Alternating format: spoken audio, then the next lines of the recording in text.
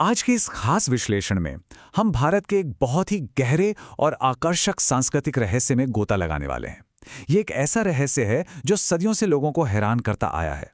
तो चलिए बिना किसी देरी के सीधे विषय पर आते हैं और पुरी के श्री जगन्नाथ मंदिर की इस अद्भुत पहेली को सुलझाते हैं।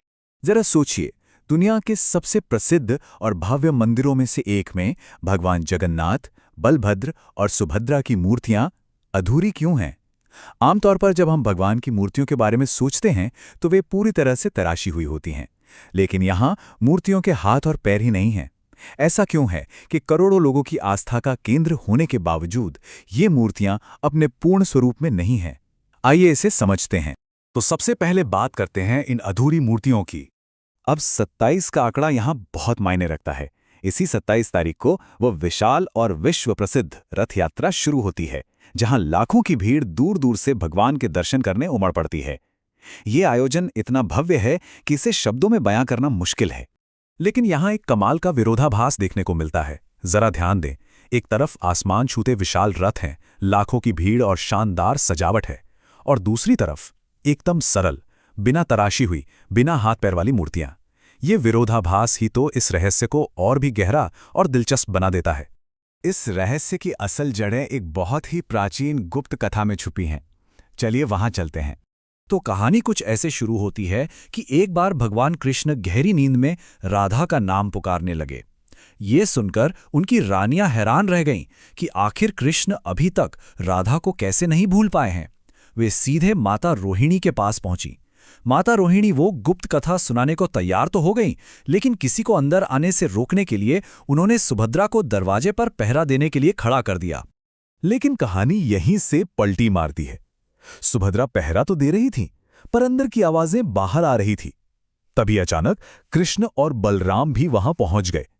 सुभद्रा ने उन्हें अंदर जाने से तो रोक दिया, लेकिन वो कथा इतनी मंत्रमुग्ध करने वाली थी कि वे तीनों वहीं दरवाजे पर खड़े होकर उस गुप्त कहानी को छुपकर सुनने लगे। और यहीं से शुरुआत होती है उस अद्भुत अवस्था की जिसे दिव्य समाधि कहा जाता है। राधा कृष्ण के प्रेम की उस कथा में वे तीनों इतने गहराई से डूब गए कि सुनते सुनते महाभाव की अवस्था में चले गए। महाभाव का मतलब है भावनाओं की एक ऐसी चरम अवस्था जो आपके शरीर पर पूरी तरह हावी हो जाए। प्रेम और भक्ति में लीन होकर उनका शरीर पिघलने सा लगा और उनके हाथ पैर अंदर की ओर सिकुड़ गए। ठीक उसी वक्त देवर्षि नारद वहां आ पहुंचे। तीनों को इस पिघले हुए महाभाव वाले रूप में देखकर वे बिल्कुल दंग रह गए। उन्होंने तुरंत भगवान से आग्रह किया कि प्रभु, आम लोगों के लिए आप हमेशा इसी रूप में दर्शन दें। और भगवान कृष्ण ने सहर्ष उनकी ये बात मान ली। अब ये कथा हमें ले जाती है एक बंद कमरे की ओर, जहां इस दिव्य रूप को लकड़ी में उकेरा जाना था। सालों बाद जब राजा इंद्रद्युम्न ने इन मूर्तियों को बनवाने का संकल्प लिया, तो उनके सामने एक रहस्यमयी बूढ़ा कारीगर आया। ये कोई आम इंसान नहीं था, बल्कि असल में रूप बदलकर आए भगवान विश्वकर्मा ही थे। उन्होंने कहा कि वे ये मूर्तियां बना सकते हैं, लेकिन उन्होंने एक बहुत ही सख्त शर्त रखी। कारीगर ने कहा कि वो पूरे 21 दिनों तक एक कमरे में अकेले काम करेगा और कोई भी उस कमरे का दरवाजा नहीं खोलेगा, कोई दखल अंदाजी नहीं। राजा ने बिना कुछ सोचे हामी भर दी और कमरा बंद कर दिया गया। दिन बीतते गए, अंदर से छेनी और हथौड़े की आवाजें लगातार आती रहीं। सब कुछ ठीक चल रहा था, लेकिन फिर एक दिन अचानक सन्नाटा छा गया। आवाजें एकदम से बंद हो गईं। इस भयानक शांति से राजा घबरा गए। उन्हें लगा कि कहीं अंदर उस बूढ़े इंसान को चोट तो नहीं लग गई। उसी घबराहट और बेसब्री में राजा से एक बहुत बड़ी चूक हो गई। उन्होंने अपना वादा तोड़ दिया और जबरदस्ती दरवाजा खुलवा दिया। और फिर जैसे ही दरवाजा खुला, वो बूढ़ा कारीगर पलक झपकते ही वहां से हमेशा के लिए गायब हो गया। कमरे में पीछे रह गईं तो बस लकड़ी की 3 अधूरी मूर्तियां। और सबसे हैरानी की बात यह थी कि ये बिल्कुल उसी महाभाव वाली समाधि जैसी दिख रही थीं जिनके हाथ पैर नहीं थे।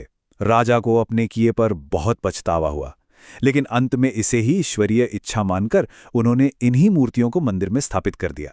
इस प्राचीन कथा का सीधा संबंध आज की पुनर्जन्म की परंपरा से भी है। चलिए देखते हैं कैसे। यहाँ 12 का आंकड़ा समझना बहुत जरूरी है। हर 12 साल में जब अधिक मास आता है, तब पुरी के मंदिर में एक बहुत ही गहरा और रहस्यमयी अनुष्ठान होता है। इस अद्भुत अनुष्ठान को नवकलेवर कहा जाता है। इसमें पुरानी मूर्तियों को पूरी तरह से हटाकर पवित्र नीम की लकड़ी से बनी नई मूर्तियों को स्थापित किया जाता है। ये प्रक्रिया बिल्कुल वैसी ही है जैसे कोई आत्मा अपना पुराना शरीर छोड़कर एक नया शरीर धारण करती है। तो इसका असली मतलब क्या हुआ? लकड़ी की ये भौतिक सीमा, जिसे बदलना पड़ता है, वास्तव में जीवन, मृत्यु और पुनर्जन्म के अनंत चक्र को दिखाती है। भौतिक शरीर हमेशा बदलता है, अस्थायी होता है, पर उसके भीतर की दिव्यता और भावना हमेशा अमर रहती है। और यही इस पूरे रहस्य का सबसे खूबसूरत सार है। मूर्तियां भले ही भौतिक रूप से अधूरी हों, लेकिन वहां आने वाले करोड़ों भक्तों की भक्ति पूरी है। सच्ची आस्था को किसी भौतिक पूर्णता या आकार की जरूरत नहीं होती। क्या हमारे इतिहास में ऐसे और भी रहस्य छिपे हैं जो हमें जीवन का कोई नया नजरिया दे सकते हैं? ये सोचने वाली बात है।